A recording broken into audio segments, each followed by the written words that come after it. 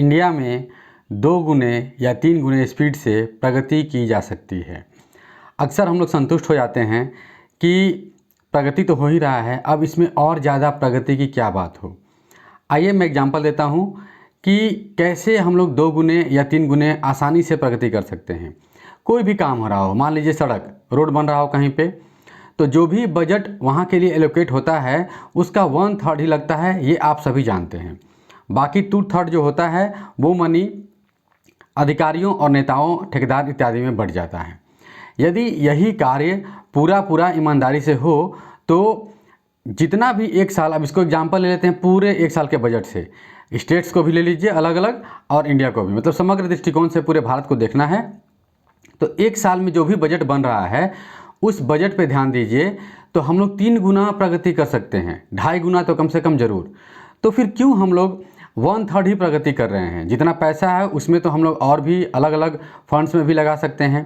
अगर जितना प्रगति हुआ एक साल में उतना ही करना है तो बाकी जो 2/3 मनी है वो कहीं और उपयोग हो सकता है। बहुत सारे इंडस्ट्रीज लग सकते हैं जिससे रोज़गार जनरेट हो सकता है।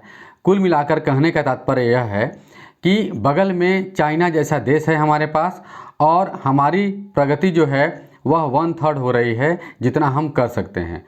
तो फिर हम क्यों ना करें? साइंस एंड टेक्नोलॉजी में हम और ज़्यादा रिसर्च क्यों ना करें, और स्पीड से कार्य क्यों ना करें? यह सोचने और विचारने का चीज़ है कि डेमोक्रेसी होते हुए भी हम अगर 3 गुने स्पीड से चलेंगे तो उसका मल्टीपल फ़ायदा मिलेगा। और इकोनॉमी और डीप रिसर्च में आप जाएंगे तो पता चलेगा कि 5-10 सालों में वो 50 गुना ज़्यादा फ़ायदा कर जाएगा। तो खैर, कैलकुलेशन ज़्यादा ना करते हुए यह सोचना है कि यह कैसे होगा। जो मैं अक्सर हमेशा कहा करता हूँ कि नेताओं का ध्यान आकृष्ट करना, यह चर्चा जब पब्लिक के बीच में चलेगी तो नेताओं का भी ध्यान आकृष्ट होगा।